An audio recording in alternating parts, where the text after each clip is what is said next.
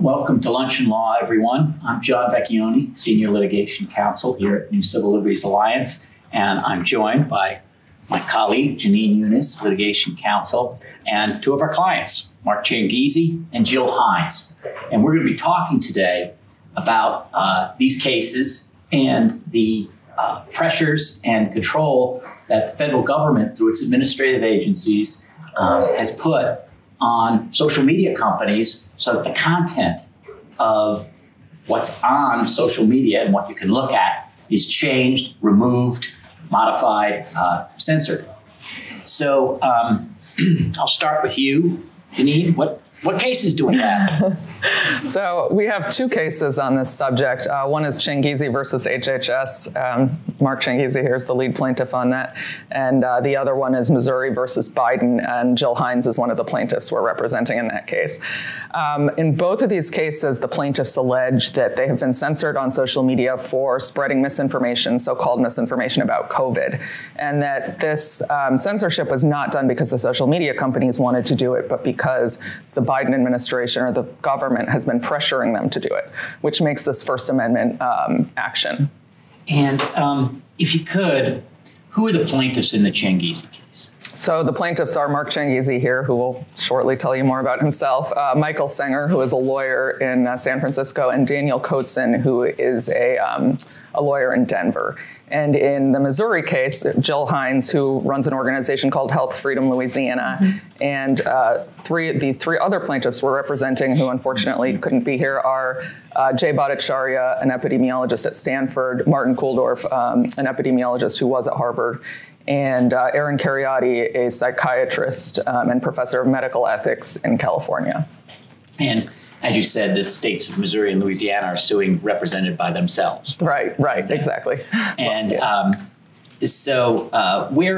don't you tell us where those cases are? Where is the Changizi versus HHS case right now? Changizi is in Columbus, Ohio, where Mark lives, and Missouri versus Biden is in the Western District of Louisiana, where Jill lives, actually. So in each of these cases, what's the allegation? Well, the allegation is that the federal government is violating their First Amendment rights by silencing them on social media, censoring them. And there are different mechanisms through which this censorship occurs, actually. So some of it is quite direct. Mark, for instance, has been suspended. Our other plaintiffs have in the Changizi case, too. Two of them have permanently lost their accounts. From where? From Twitter. Jill has also been suspended, or her organization's account has been suspended. But also there's something called shadow banning, where your account is sort of disfavored through the algorithm. So your posts don't come up very much. It's hard to find your name. And that's just a more sort of insidious or covert way of ensuring that your perspective is not heard. All right. And I think you listed Twitter. I think that's the 240 character or less social media people send out.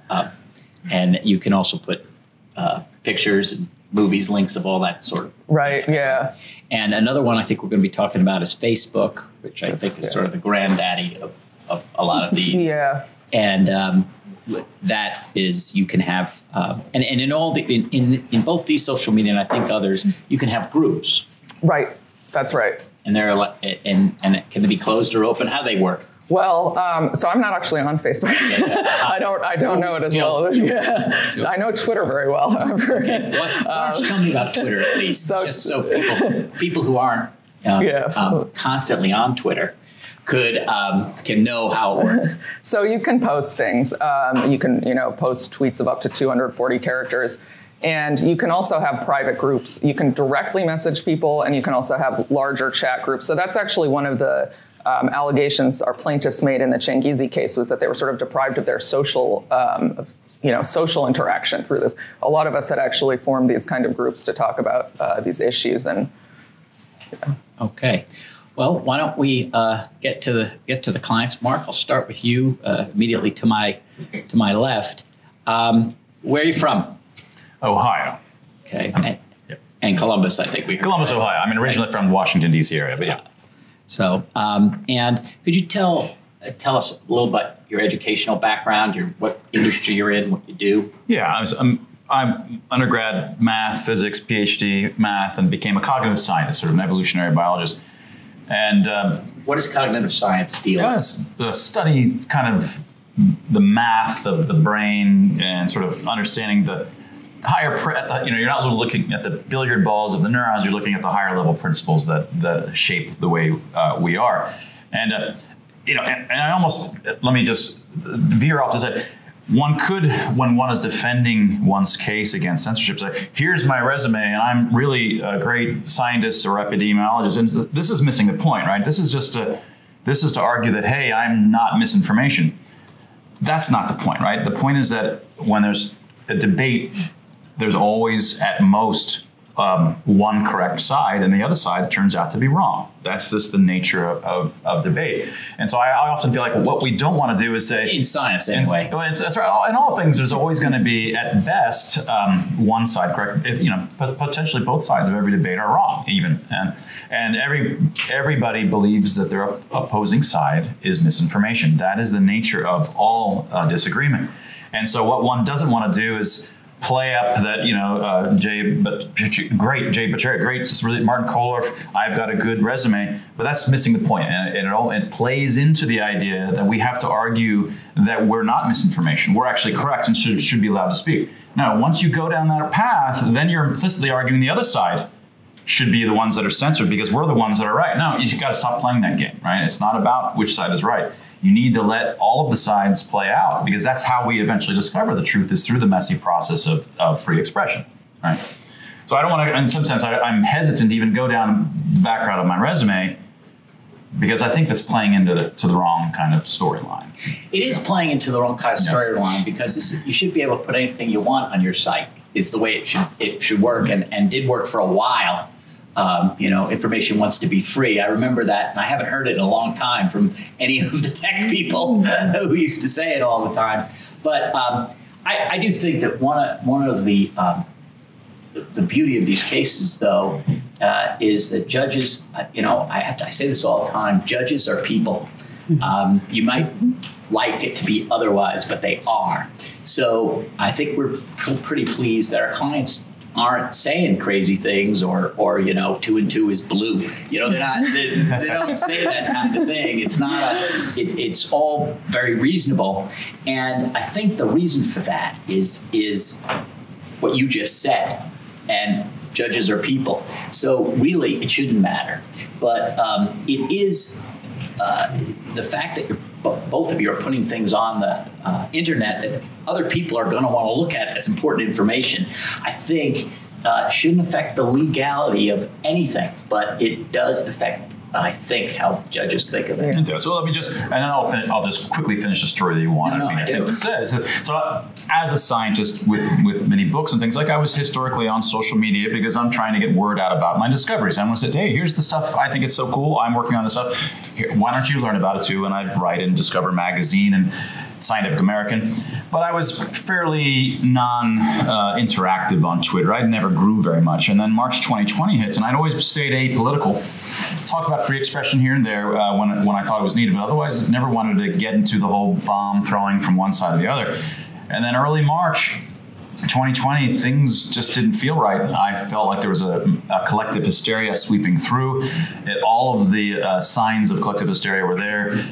Tell the audience, what's collective hysteria? So collective hysteria is itself a complicated thing that no one really truly understands, but the idea is that the individuals aren't hysterical.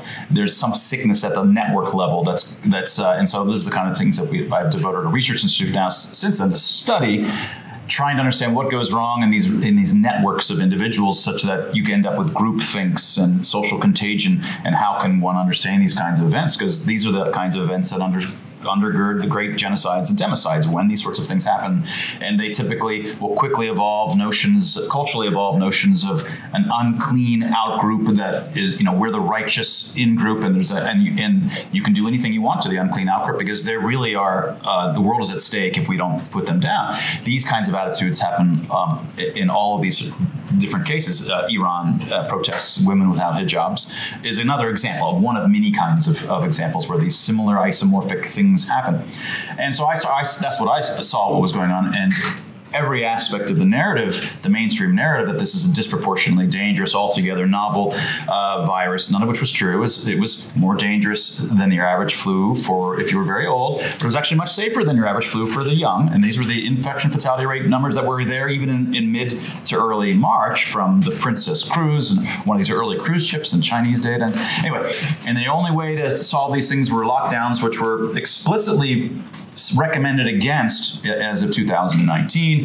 Masks, which all of the RCTs said do not work. Surgeons never wore them. Randomized controlled trials. Surgeons never, to this day, you ask the average person on the street, well, you should wear a mask, they'll say, because surgeons do. No, surgeons never, ever wore masks to slow respiratory viruses. This is stop bacterial-ridden spittle from going in the wound and wound goop, preventing wound goop from getting in your nose and mouth. It was never for that. But the narratives, once they start, and actually one of the things we study is once these narratives start, how can you understand why they get so fixed so quickly? And in fact, there's similarities to blockchains, which is a really boring topic. But you can mathematically understand why they're so difficult to unroll for particular network mathematical kinds of reasons. So I treated this entire event not as an epidemiological event, but as a cognitive / societal wave landslide in some sense, or avalanche across minds kinds of event, trying to understand this. And so my viewpoint was very unique. I was one of the only cognitive scientists, evolutionary biologists talking about it, and I wasn't talking about viruses or virus evolution. I'm talking about minds and what's happening across these minds and how it can change in these righteous groups and how we can explain what's going on in this light. And so that's my angle. And what kind of social media did you use to do that? Twitter, YouTube, primarily those two, yeah. All right. And on YouTube, you have a channel, right? It's called a channel, like a TV channel. Right. And you post videos of yourself talking about this. Or maybe there's other visual aspects of it. But it's primarily you talking and discussing like you just did now. Right. That's right. And so when did you start this? Well, when did you start on social media? That if you recall? Well, I mean, I've got books going back to 2009, and back in the day, you're when you get a book deal, they say you're going to start on social media now, and they force you to. So I was on there since 2009 or so, but I wasn't that active and never really grew in an audience. And probably in 2020 March, half of my 3,000 followers were probably bots. They're just bots accumulate over time. But then I grew. I was providing an interesting angle on the events that were occurring that no one else was saying on Twitter and on YouTube primarily. And I exploded in followers. So I just had a tremendous amount of impressions per month, number of people looking at my Twitter feeds. We call the number of impressions per month. And I grew and grew and grew up until around May of 2021. All right, I'll stop you there. And so it basically, there was great interest after the pandemic started. So Jill, I asked pretty much the same questions. Where are you from? I'm from Reston, Louisiana, also known as the other Louisiana. We're so far removed from New Orleans, we're almost in Arkansas. way to the north. I think the Louisiana chef used to say, way up north, above Shreveport. Right? So anyway, Cajun chef.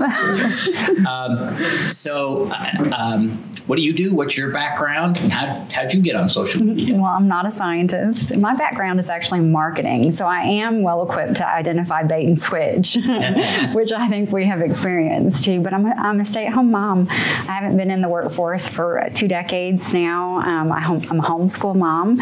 So for the last 13, 14 years, I've been a homeschool mom. And how did you get involved with social media? What use was it to you? Well, it was very useful for our organization. Of course, Health Freedom Louisiana incorporated prior to the pandemic. We actually incorporated in the summer of 2019. And so we use social media as our main way to engage with the community, with the state. So it was very effective for that. What kind did you use? We used Facebook primarily. We had a presence on Twitter and Instagram, but our favorite language, if you will, was Facebook. And how does Facebook work? I use channels over here, but Facebook has a slightly different way of working, and could you explain that for us? Well, I think you all, especially Judy, got a taste of how wordy I am. I can't keep it to 240. So Facebook gives you the freedom to do a lot more, to share a lot more information and a lot more commentary with the information that you share. But they also have groups too, open groups, closed groups, and we had several closed groups that we used to facilitate getting information out to our members, because we were looking to our goal rather is to preserve and protect an individual's right to refuse an unwanted medical intervention and to preserve our state's exemption law, vaccination exemption law. And that was your purpose before COVID. Before COVID, right. And so we would have families inquiring about a family-friendly, parent choice-oriented pediatrician. So we formed closed groups that would require you to answer questions to gain entry into it. About who you are and stuff like that. About who you are, your beliefs in certain regards to vaccination. So unlikely to be bots in this. Yeah. And I've never heard of bots on Facebook. It may be a thing. I'm not sure. I don't think so. Yeah. I think it's Twitter. So what type of things did you do? Like, in other words, in order to facilitate the mission, what did you do? Well, we had a lot of messaging on Facebook, of course, but we also intentionally engaged our legislature. We supported legislation. We fought against some legislation that we thought was harmful. So we used that to mobilize our followers to contact their legislators. But basically, it was we saw our goal as twofold. We had to educate our neighbor, and we also had to educate our legislators in regards to an individual's right to refuse an unwanted medical intervention. And then I'll ask you the same question. How did it evolve from when you started in 2019 till I'll say into the pandemic? Yeah. Did it grow? Did it shrink? What happened? Well, it grew after the pandemic because we broadened our reach. The vaccine dialogue had already been censored. So we started another grassroots organization called Reopen Louisiana. And it was really not only to draw awareness to what was going to happen, because we saw the writing on the wall very early on, but to also engage those business owners who were experiencing business closures. And we had a separate purpose with Reopen Louisiana, which was literally to engage the legislature to sign a petition under our revised statutes. The surviving members of either chamber can sign a petition to end the governor's executive order. So that was our purpose with Reopen Louisiana, was to get the legislature to sign a petition. All right, I haven't heard this before. What does surviving member mean? I know. I think they literally had envisioned a nuclear blast when they wrote the statute. So it says in statute the surviving members of either chamber. And we eventually got the legislature to sign the petition, and the governor sued because he said it was unconstitutional under, you think of the separation of powers. He said one chamber is not the legislature. And, but in any kind of legislative process, the Senate does confirmation. So it's not always a bicameral process in that. So the legislature actually won in that lawsuit, but it took them a while. Got it. Anyway, I said I didn't hear anything had happened to those guys, but in any event, so how about numbers of engagement? Numbers, and now Reopen Louisiana grew exponentially, very, very quickly, because we challenged the governor's narrative. We challenged what was coming out of our Department of Health actively. I mean, we were actively engaging, almost point by point after each press conference. We would you'd watch the counter. press conference? Oh yes, had to watch that press conference. So we watched the press conference. We would counter all the information. In one particular press conference, our state health officer came out and encouraged parents to put their child's mask in a plastic bag and put it in their pocket when they weren't using it. And the homeschool mom and me said, you know what, that would make a great science experiment. What's that mask going to look like under a microscope when it's put in a plastic bag next to body heat for like 30 minutes or an hour? Bacteria growth. I mean, the homeschool mom was just like, that's a science experiment waiting to happen. Well, all right. So I'll leave it there. When information's getting out, I'll turn back to you, Mark, where I left you, which was, so you're getting a lot more hits, a lot more engagement on both YouTube and Twitter. Mm-hmm. And then what happened? Well, I had a 12-hour suspension. Was my first in May. How does that come about? What happens? Twitter sends you. Well, you log into Twitter and says you are under suspension, and then there's an email waiting for you back at your email saying you're suspended for violating the terms of service, and then it'll say here's the offending tweet. And in this case, it was a tweet of me linking to an article on NIH's servers, like it's one. So the National Institute of Health, the National Institute of government Health body, has a paper published something there that someone published and was saying here's the evidence that masks don't slow the viruses and have harms of their own, and I was linking to something on their own service, so I have to agree. To get back in, I've got to agree to delete that offending tweet, and then after 12 hours, I'm allowed back in, which I did. You also have to agree that you violated the terms of service or acknowledge that you committed. It may be that I tend to glaze over when there's anything legal going on. And so I just say, so I want to get back in, and I'll find other ways to say the same thing, sneaky, right? Mm-hmm. But and then a month later, I had a 7-day suspension.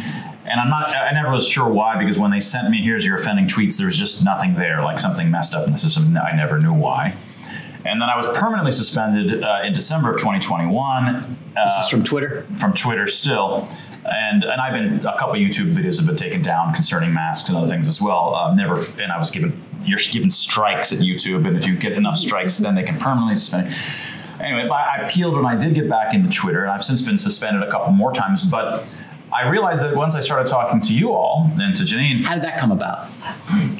We got to know each other just because we're part of the group of people that coalesced trying to fight. You have a name for it, which I Team Reality, which is the name that wasn't my name, of those that were early in on this, saying, look, this isn't right. Here's the actual data. Here's all these things. The data's here. We know all the data. We're showing you the data. It's not what the mainstream narrative is. So at some point, we got to know each other amongst these groups of people that have been arguing this. And you reached out to me, I think, because you knew that I had been suspended.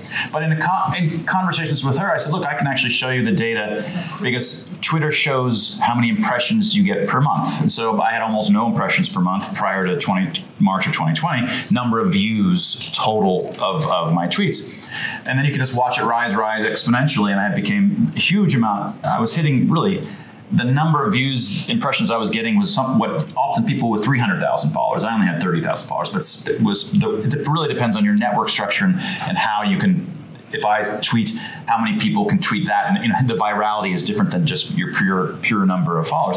Anyway, you can see it rise, and then suddenly in May 2021, it starts to fall, going down back almost to zero, to a factor of 20 or 10 or 20 times lower than what it was. And then people were starting to say, Mark, all of your tweets, it doesn't show your tweet. It just says this is sensitive content. Are you sure you want to click through to see it? And when they try to click through, it says you got to go change your settings and put your age or something like this. And most people couldn't figure out how to even change their system if they can at all. And so that lowered a bit. Had your content changed at all? Were you saying anything different in a different way, or anything different from what you've just told us you talk about? No, same stuff. Same stuff. But on retrospect, of course, what it coincides with is and I had written about this in my Substack and things like this, and had a video on it.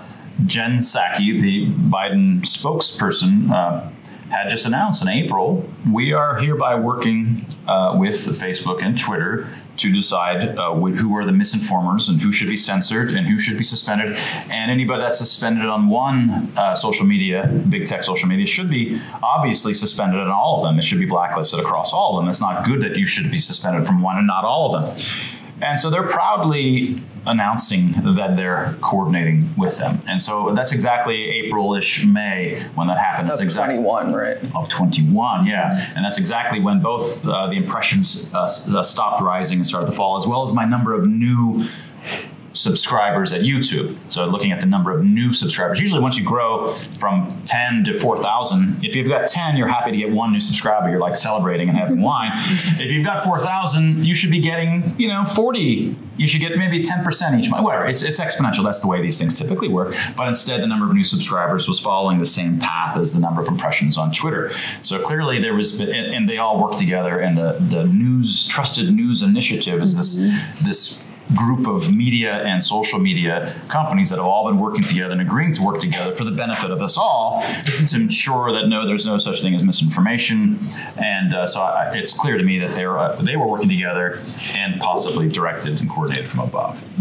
And Jill, I'll ask you the same thing. So at some point you had, I think you already said that one of your groups seemed to have been censored. What happened? Give us the details of that. Well, our first significant hit on Facebook was in October of 2020.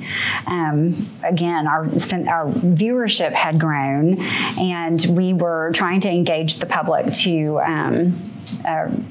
contact the governor and ask him to rescind his mask mandate.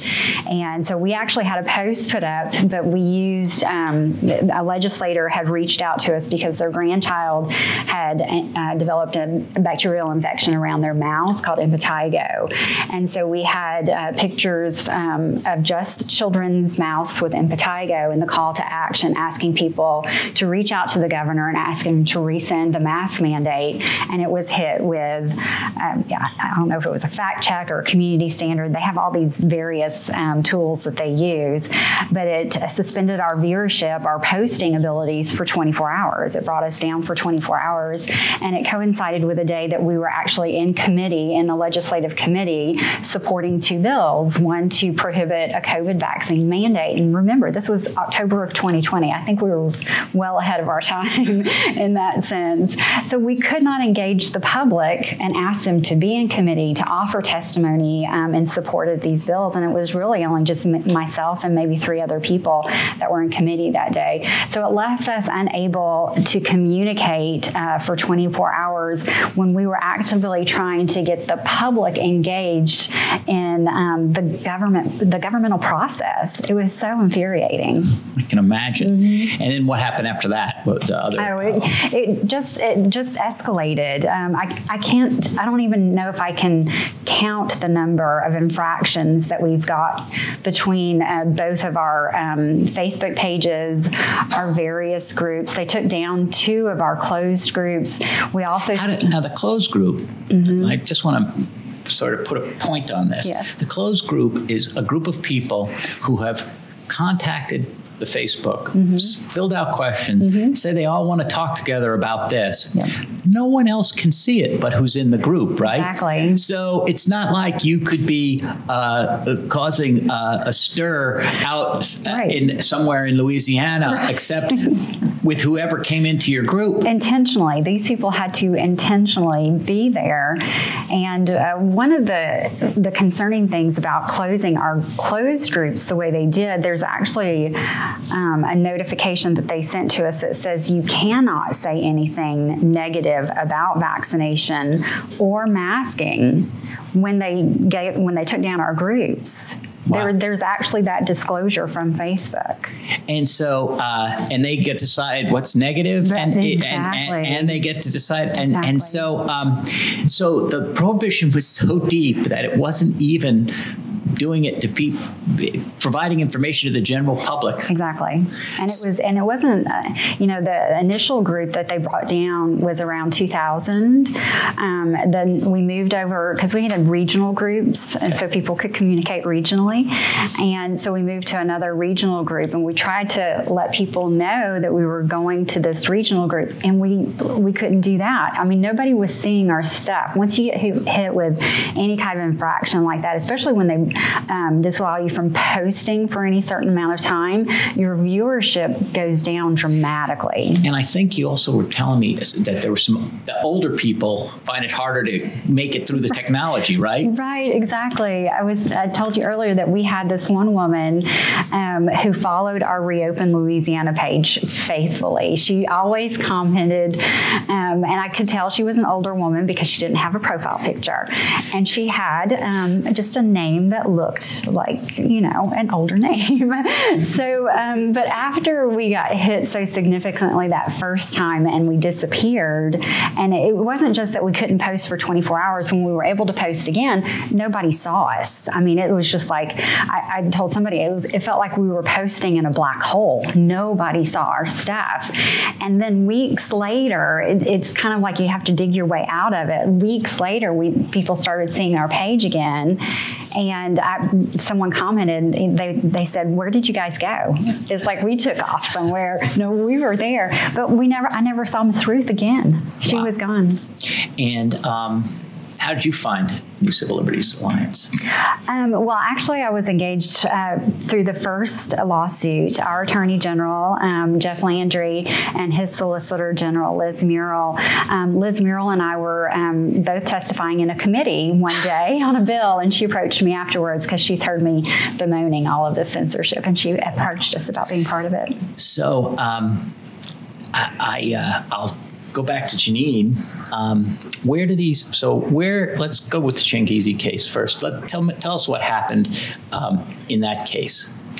So, well, I'll go back a little bit to something Mark was touching on. So the allegations in that case, or I should say the evidence that we had in that case that the government was involved in this censorship was really based on the timeline. The other two plaintiffs too were censored. They kept being censored around the time that like the Biden people would be making these statements, so it looked like the tech companies were kind of reacting. Mm-hmm. So the Biden people were saying these companies are killing people. Tweet fast before Psaki says something. These companies are killing people by not censoring. They should be held accountable. We will hold them accountable if they don't.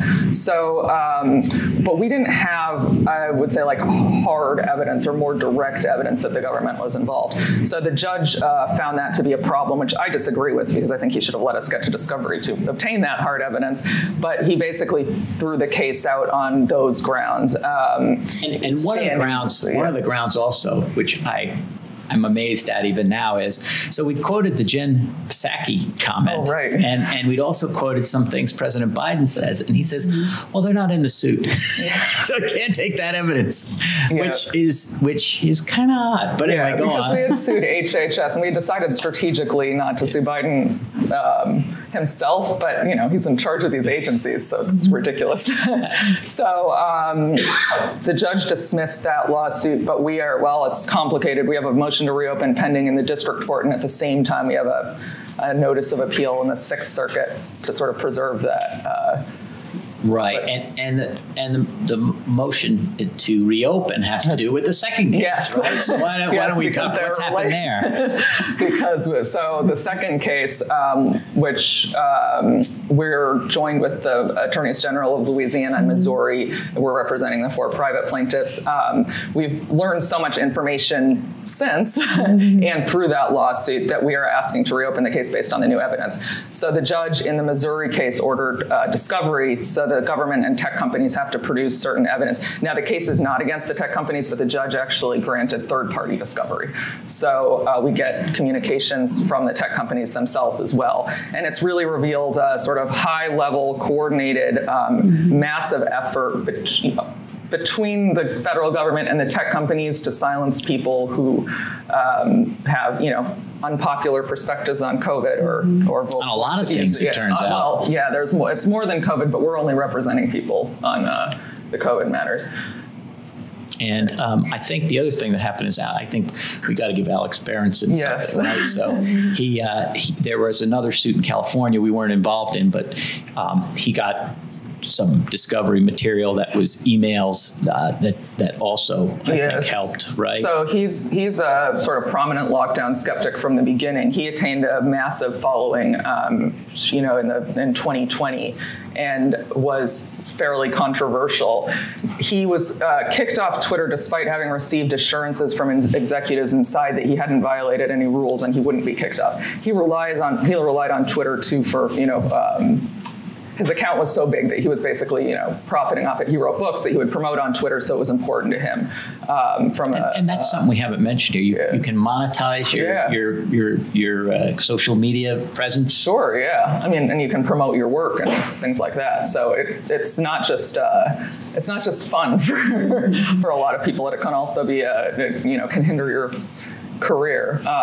So he had received those assurances from Twitter, but then shortly after, President Biden made a statement saying that the companies were responsible for people's deaths if they didn't get the vaccine because they weren't censoring enough. And Fauci singled Berenson out specifically and said he presented a danger. Just days after that, and actually the same day as the Biden statement, he was permanently suspended. So he filed a lawsuit against Twitter, not the government. But the judge allowed him to get discovery from Twitter, which revealed communications between Twitter employees showing that they felt a lot of pressure from the government, or they were acting under duress when they censored him. So the emails said something like, we met with the White House, it mostly went pretty well, but they had some tough questions about why Alex Berenson is still on this platform.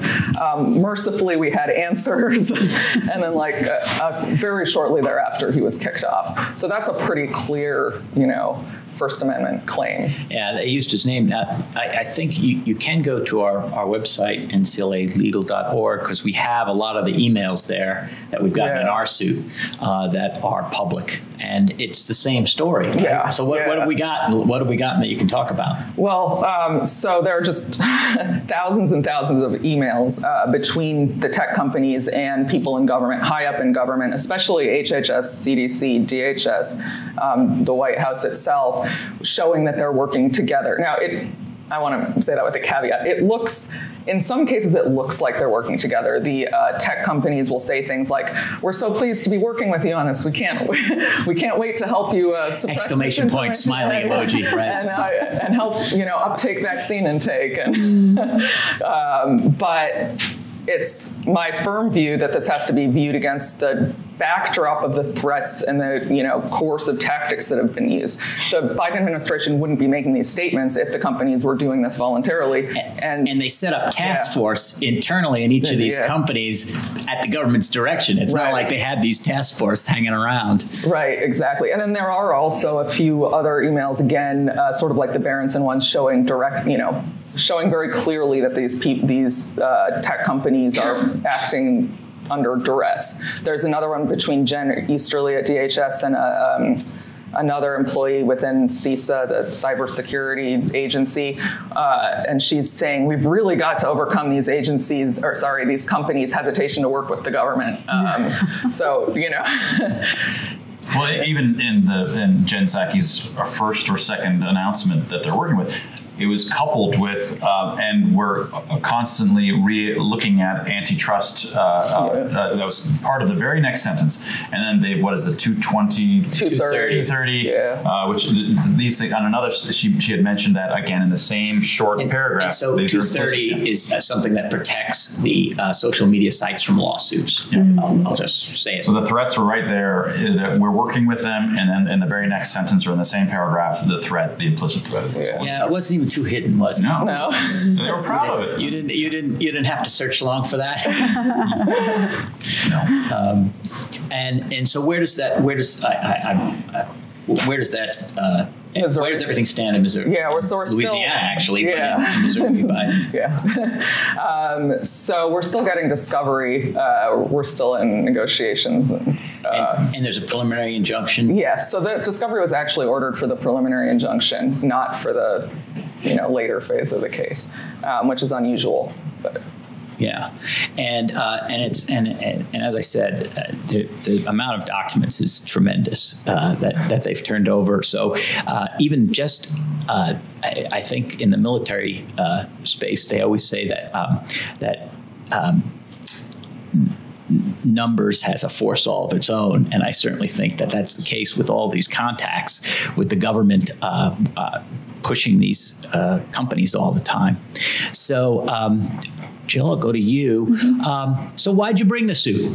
What caused you to actually dive in and do this? And well, how could I not?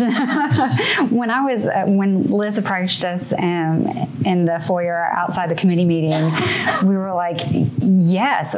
First of all, we have so many examples. I mean, breathing would bring a community standard for violation for us. We're so, but we had to. We saw the need for the public to know the truth in regards to the issues that concerned us, and they just weren't being heard. So we know that the truth is out there and it's being suppressed by the government. So how could we say no? It's true. And, whenever you see that on a TV show, and the person's either absolutely right or a crazy person. And this time it's actually all the emails show that we're absolutely right.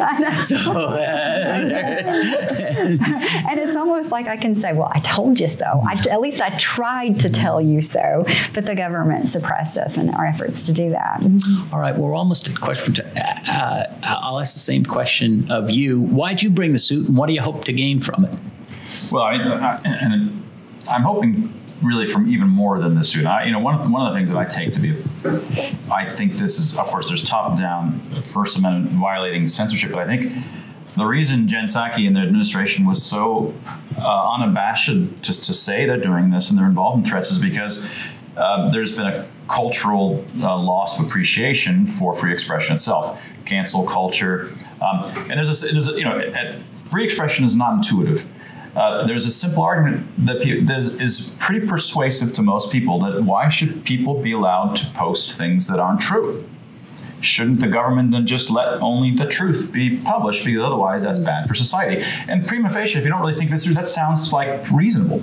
And so let's just let the science be published and just check the science. But the science itself is like a messy social network. It's just involved in tens of thousands or hundreds of thousands or millions of scientists just publishing stuff and critiquing, and and most of it turns out to be false. In fact, nearly all of it, if you go back into over time, it has a half-life. It just turns that turns out false after all. Some of them are lucky to last, more than 2 or 3 generations. Even Newton's not absolutely right. That's right. That was a guy named Einstein that shows that. So all of these things, to understand the importance of free expression, which is why I founded this institute, the Free Expression Group, because it's highly counterintuitive. And so I think what's really going on is at the bottom level, having the tolerance for listening to and having to hear free expression that you don't like.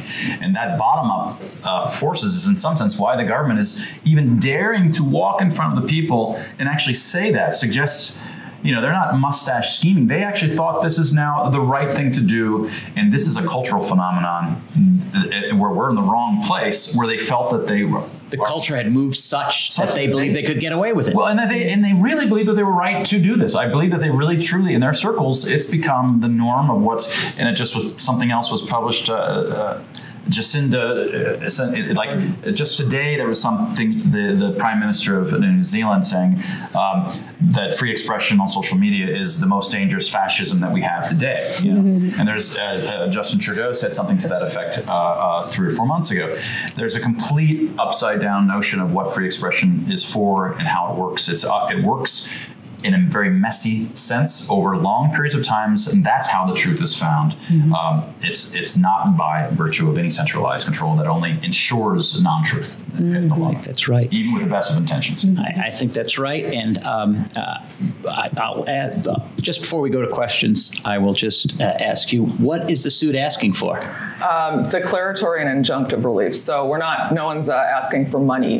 We basically want a court to recognize that tech companies and the government can't work together. The government can't direct tech companies to censor people based on perspective, that's a First Amendment violation. So going forward, they can't do this. Got it.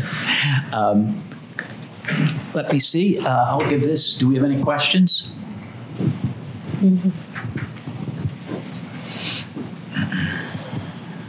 One of the things that's always struck me about the claim that the companies are doing this on their own is that it didn't seem like there was a whole lot of censorship happening before January of 2021. So I just wanted to know from both of you, what was your experience like during 2020 in terms of censorship, and did you notice an uptick in 2021? Because to me, if there's an uptick, if the companies were really wanting to do this all along, they would have been doing it in 2020 as well, and not just when the government started telling them to do it in 2021. So our Health Freedom Louisiana Facebook page was censored prior to even 2020, but not significantly. Just if you searched for us, we would be last at the bottom. CDC would always be in the search engine before us. So in that sense, we were censored, but it really it did take off, I think, in 2021.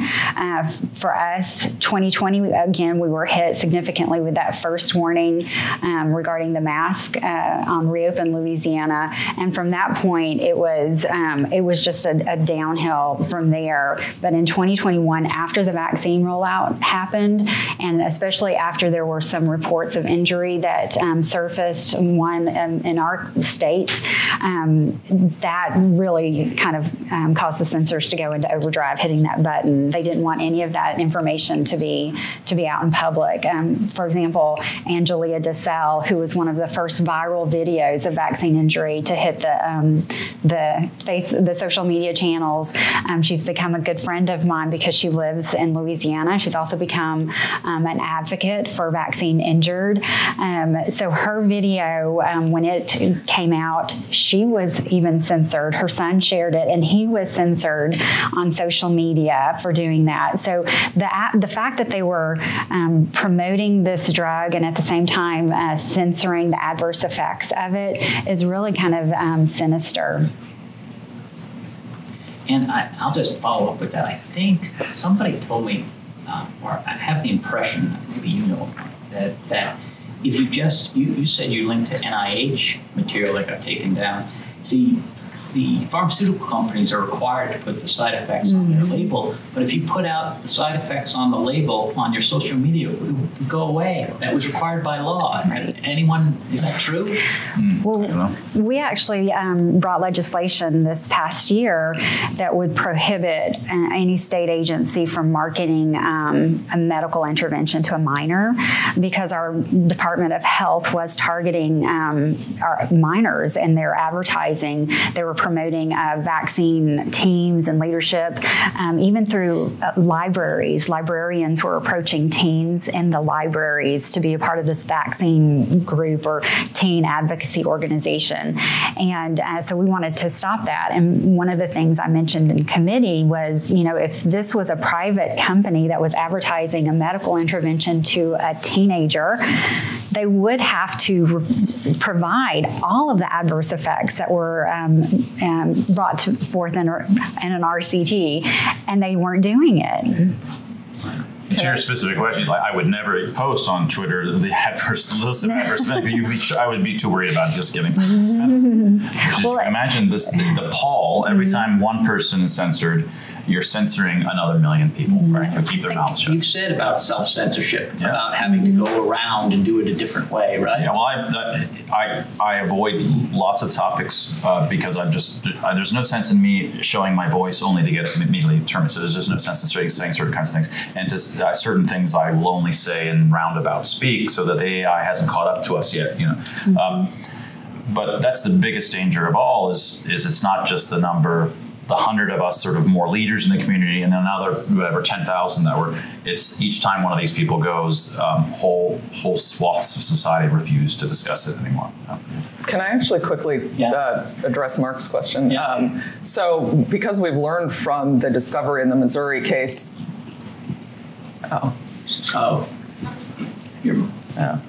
go Go ahead. Okay. Keep going. Keep going. So there was involvement by the CDC and DHS in the tech company censorship prior to the Biden administration taking over. So that could explain at least some of it before, but then it escalates drastically once the White House gets involved in 2021. So that's. Do we have another question? I'm completely oblivious to social media. It sounds fascinating. But does this also apply to, for instance, like the Washington Post? I mean, if you write a letter to the Washington Post and they choose not to publish it on the editorial page? I'll answer that because it is the root of why these cases are so hard to do. Traditionally, any private party doesn't have to put in anything you write. I've had letters to the editor published to the Washington Post, and I've had them turned down, but I'm pretty sure the government didn't do it.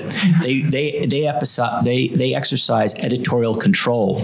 But what the social media companies say is that they don't use editorial control. That's what Section 230 is. Because we wanted the internet to expand in the early days, they said, listen, if somebody says that, you're a liar and your stuff doesn't work on their website, well, no one can sue the media company for libel because they didn't put that on there. Whereas if the Washington Post publishes that, everyone knows that they were responsible for what's in the Washington Post. So the media companies are trying to use this to say, oh, we're doing this all on our own, but it turns out they're not doing it on their own. But the newspaper is different because the Washington Post does not purport to be an open platform for everybody.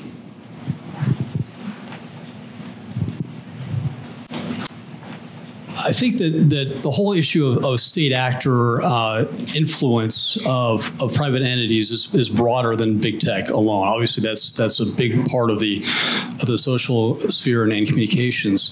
But wonder if you might look at would it be possible, or are there implications for looking at how this kind of, and this is really fascism in a nutshell, government influence or direction of other private entities beyond big tech to either compel speech or censor speech in business, in education, and other private institutions, and what implications that might have and what recourses people may have to challenge that legally? Anyone? I'll take it. Yeah, I've been suing people longer, I guess.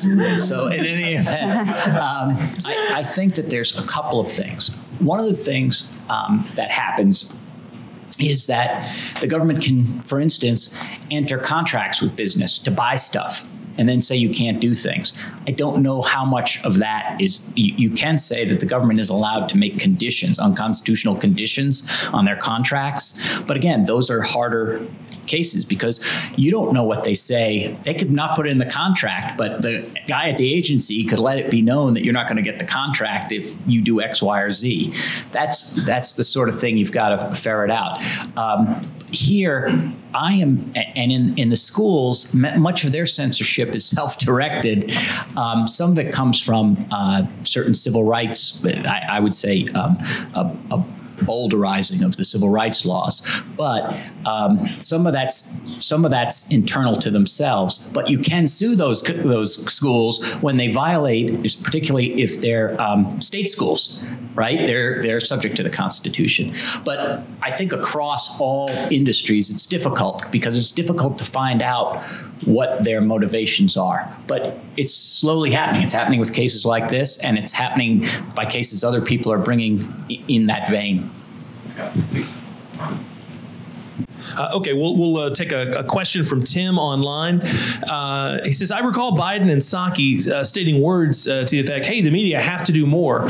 He wants to know, is compulsion actually needed?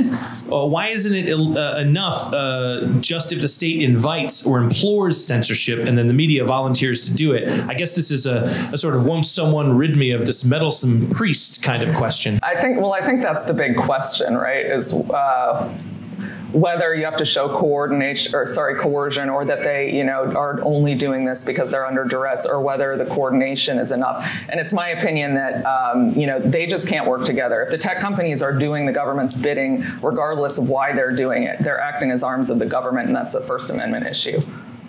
In your discovery, is there evidence that this is mostly coming from the executive branch, or the president and Psaki, or have you seen discovery that this is coming explicitly from agencies themselves, more like the quote-unquote fourth branch of government? Both. Yeah, there's a lot directly from the White House, and then there's a lot of agencies. And that's what I was saying earlier. It appears that the agencies were doing it on their own in 2020, so it didn't look like there was anything coming from the White House. Yeah. Thank you. You have any more questions, Clegg? We have two questions back here, one from an audience member and one online. We'll take the audience member first. Hi, I'm John Hugh DeMastri with the Daily Color News Foundation. So earlier this week, Meta took down a network of Russian actors that were impersonating news websites like The Guardian or Spiegel to sort of propagate a particular narrative about Ukraine and the Ukrainian war. And that was taken down voluntarily by Meta. Now, a lot of your critics would characterize you as being very similar to that type of a network. And so could you sort of explain what do you think the differences are between shutting down a group like that and shutting down a group like yourselves?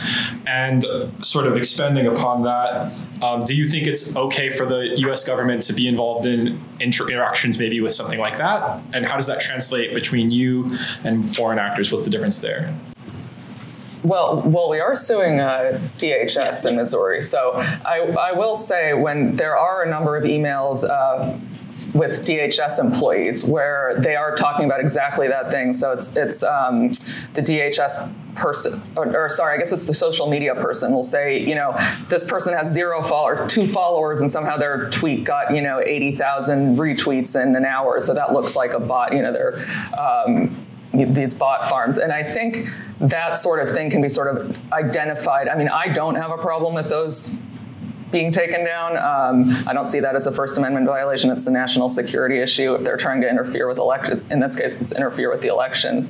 And I think you can identify those. It's not about the content. It's about the fact that, there's clear evidence that they're not real accounts, or they're not people voicing their own views to benefit anybody. It's just to interfere with our election. So the key distinction, if you don't mind me following up, the key distinction is that it's between somebody expressing their sincerely held views and somebody that's being either falsely represented or represented by some bad actor.